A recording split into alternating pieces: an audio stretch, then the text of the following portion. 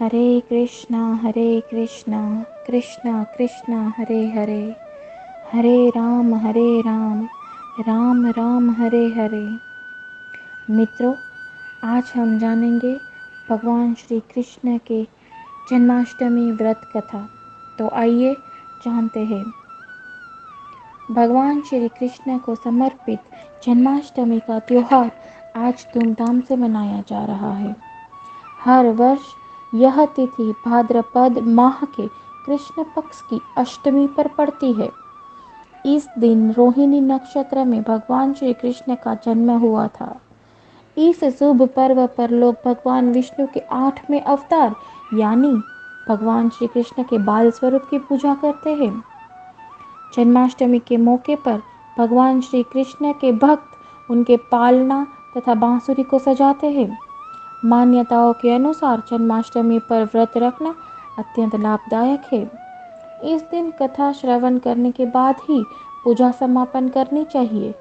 जो भक्त भगवान श्री कृष्ण के जन्म की कथा सुनते हैं उसे भगवान श्री कृष्ण का आशीर्वाद प्राप्त होता है। जन्माष्टमी व्रत कथा के अनुसार द्वापर युग में अत्यंत प्रतापी और दयालु राजा उग्रसेन मथुरा पर राज करते थे। जब उन्हें पता चला कि उनका बेटा कंस मासूम लोगों पर अत्याचार करता है, तब उन्होंने उसे खूब समझाना चाहा। लेकिन कंस ने अपने पिता का विरोध किया और उन्हें गद्दी से उतारकर कारागार में डाल दिया। राजगद्दी हासिल करने के बाद कंस ने अपने विशालकाय साम्राज्य की स्थापना की। वह बहुत ही शक्तिशाली राजा था, मगर दिन प्रतिदिन उसका अत्याचार मासूम लोगों पर बढ़ता ही जा रहा था। कंस को अपनी बहन देवकी अत्यंत प्रिय थी। देवकी का विवाह यदुवंशी सरदार वसुदेव से हुआ था। एक दिन जब कंस अपनी बहन को ससुराल ले जा रहा था, तब अचानक से एक आकाशवाणी हुई। आकाशवाणी के अनुसार देवकी का 8वां पुत्र कंस का वध करने वाला था। यह आकाशवाणी सुनकर कंस बहुत ही क्रोधित हो गया और उसके बाद उसने वसुदेव को मारने की कोशिश की। अपने पति पर हो रहे अत्याचार को देख देवकी ने कहा कि उसकी जो भी संतान होगी वह उसे कंस को सौंप देगी। उसके बाद कंस ने वसुदेव को नहीं मारा, लेकिन अपनी बहन और उसके पति को कारागार में डाल दिया। वसुदेव और देवकी की जब भी संतान होती थी, तब कंस उसे मार डालता था।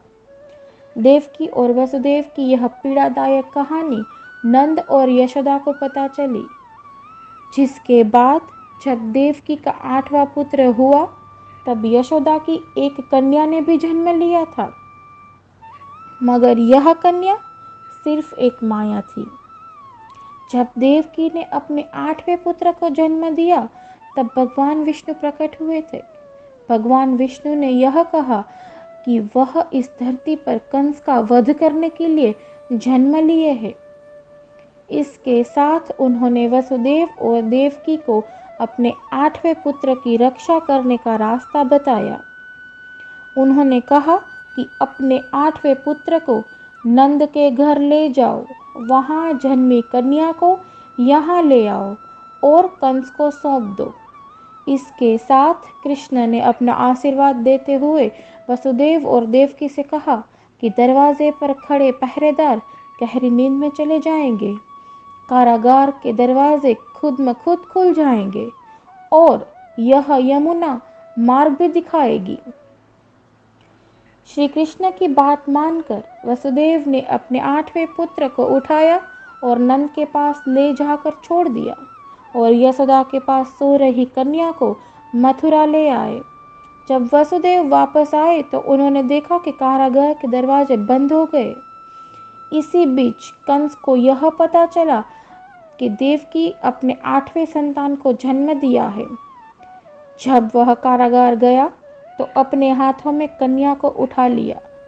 वह जैसे ही उस कन्या को जमीन पर पटकने वाला था, वैसे ही कन्या ने उसे यह चेतावनी दी कि उसे मारने वाला वृंदावन में है और उसे अपने पापों की सजा जरूर मिलेगी। नंद और यशोदा ने श्री कृष्ण को पाला और श्री कृष्ण ने कंस का वध किया। जन्माष्टमी के अवसर पर लोग श्री कृष्ण की पूजा करते हैं तथा इस त्योहार को धूमधाम से मनाते हैं।